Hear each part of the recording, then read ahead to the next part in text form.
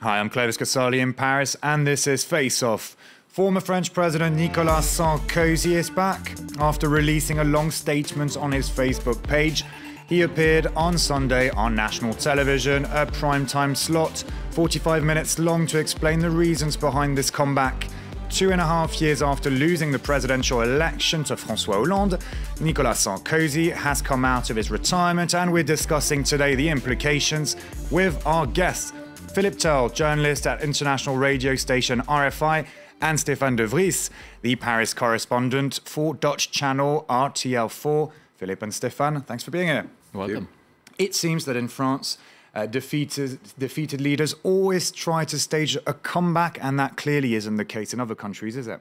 Well, there's a saying in French politics which says that you're never dead in politics in France, which even means even if you've lost an election or you have financial problems or judicial problems, it doesn't mean it's over, and there's always a way of bouncing back. Like, for example, a week in politics is a long time. And several leaders in France, in fact, most leaders in France, even if they lose an election, always manage to come back somehow. There's only one leader really who, after he lost the presidential election, didn't manage to come back or didn't want to come back, and that was Valéry Giscard d'Estaing. All the others have wanted to come back, and I think Nicolas Sarkozy this time round is just doing what other leaders have done in the past, and that is wanting to come back to correct, I think, what he thinks was an injustice, i.e. him not winning a second term in office. And this wouldn't be the case in Holland, in Germany, or in Britain? No, I think in France, politics is a real job, actually. It's a career. You start very young at 20 years, and then you die as a politician, which is something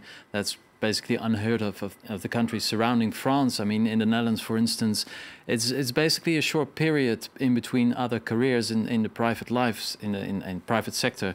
And for instance, the British Prime Minister is not even 50 years old. The Dutch Prime Minister isn't even 50 years old. And they will all disappear after their terms. And whereas here in France, you probably start getting real responsibilities after 50 years. So that's one of the reasons also that French politicians are really, really old compared to the countries around us. So yeah, they stick to it because I think they're basically afraid to return to the real life. And clearly Nicolas Sarkozy could not keep away from politics. It's in his DNA. He was as feisty as ever during his interview. William Hildebrandt brings us a few of the key moments. Take a look. Don't call it a comeback. Nicolas Sarkozy's camp is calling his return to French politics a new beginning, something he was compelled to do. It's not just that I want to. I don't have the choice. I must. I must give back to my country what it has given me. On a nationally televised interview and in typical Sarkozy swagger, he firmly said he may have been too harsh with certain people during his presidency, and that if he could go back, he would do things differently. Rather than look to the past, the former French president wanted to talk about the future. Sarkozy is expected to win leadership of the UMP in November. He wants to drastically overhaul the right-leaning party. But looking ahead to a possible presidential bid in 2017, he could be facing off against two of his former cabinet members and party cohorts, François Fillon and Alain Juppé. Though Sarkozy sidestepped whether he would run in 3 years' time, he did criticize current President François Hollande's economic track record. Both men have presided over a crisis, though Sarkozy said 2008 was different because it was an unforeseen global crisis, whereas Hollande has mismanaged the economy. Since he's been in power, there are 500,000 more unemployed people. You can blame me for a lot of things, but it's time for him to realize I'm not the president anymore. He is. It's been almost 2.5 years since Sarkozy left office, and he remains a controversial figure. On Sunday, his supporters hit the streets, ready for his return. How did you find Nicolas Sarkozy? Has he really changed? Is he the different man, the wiser man, as he tried to portray himself? I don't think so. He was very aggressive during the interview. He didn't answer, well, most of the questions he didn't really answer. And it seemed that he hasn't learned anything. He was not willing to talk about the things he did between 2007 and 2012. It's the same Sarkozy, and actually he says, I've changed, But he already, in the mid-90s, he already gave an interview. He already was in politics then. And he said, I have changed. And that's something that comes back every 2-3 years. Constantly changing. Do you agree, Philip? Yeah, I don't think he changed. I don't think people do change. I think that he is keen to come back. I have never had any doubt from the day he lost the election in 2012 that he would retire and not try to come back. It was just a foregone conclusion with this build-up, which has been dragging on for months, even years now, of will he come back, won't he come back? It was clear from the start that he was going to come back. As far as the interview goes, it was a little disappointing, I think, for several reasons. First, it was the same Nicolas Sarkozy that we saw before. He didn't really come up with any specific policy projects. We didn't know how he would attempt to bring down the high unemployment rate in France. He was asked at the end of the interview if he was going to change the law on same-sex marriage. He didn't answer that question. The problem, I think, was also the journalist who was doing the interview didn't go far enough with the questions and really try to hammer him to come out with specific answers. And Nicolas Sarkozy, who's a very, very capable politician, used his method that he always uses, and that is to maybe even ridiculise the person who's interviewing him by saying, well, be more precise in your questions.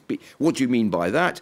Putting the journalist in a difficult situation when, in fact, the journalist was being precise, but Sarkozy didn't want to answer the question, so he tried to throw it back at the journalist. Well, it does seem that most of the viewers agree with the two of you. A recent poll ordered by newspaper Le Parisien aujourd'hui en France says that a majority of viewers, 55% of them, weren't convinced by Sarkozy's performance during that interview.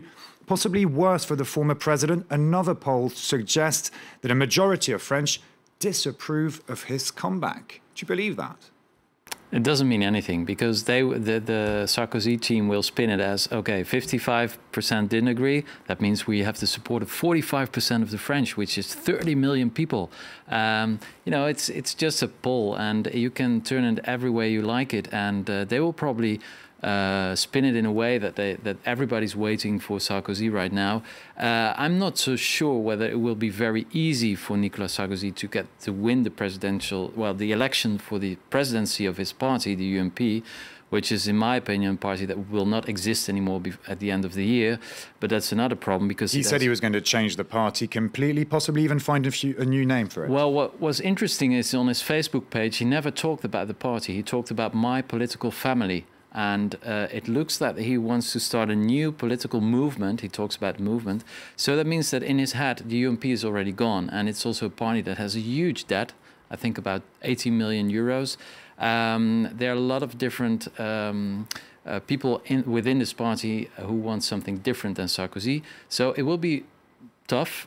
He probably might get the presidency, but then there will be primaries for the 2017 presidential elections.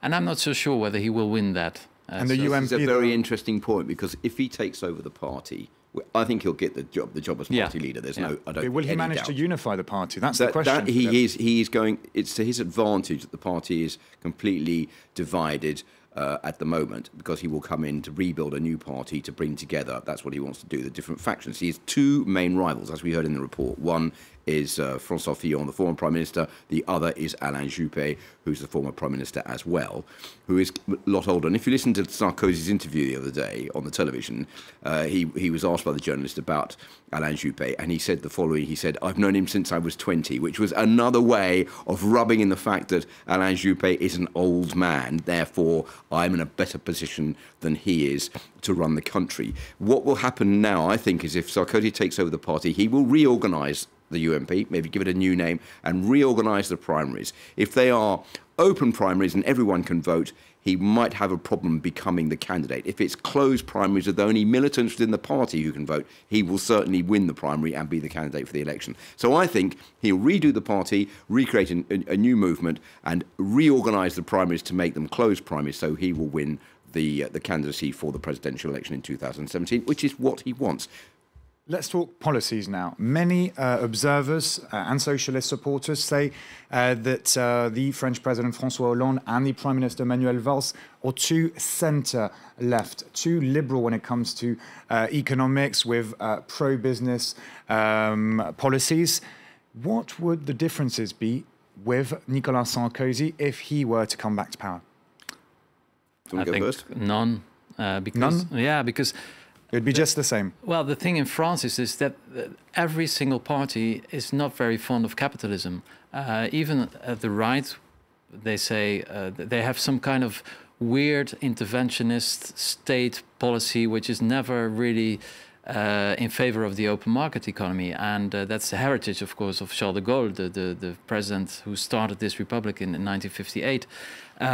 No single French politician has any clue about economy. And I've been living here for 15 years. I'm still waiting for the first minister to say something reasonable about the economy. So it doesn't make any Harsh difference. assessment. Philip, do you agree? Yeah, I think that France needs major structural reforms. The problem is once you start restructuring the country, it leads to strikes and politicians are terrified of losing the elections. One thing which the European Union has underlined for years is that France needs structural reforms to make it less state-heavy and more independent, and that will bring down the unemployment rate because there's too much money being pumped into the public sector. No president or politician has ever had the courage to take on these reforms, and I don't think Sarkozy will do that because if he was going to do it, he would have done it already when he was in office last time. He'd like to think that he's the man who could do that. He described during that interview the current situation of France. Take a listen. Today, world growth is at 4%. Germany is strong. Europe's no longer in a crisis. And yet France continues to stagnate. Unemployment increases. Why? Because our model must be completely overhauled.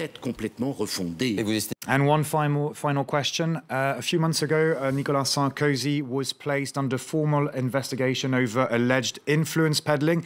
His name also came up in a series of scandals over the last few months. Can those legal woes damage his political future?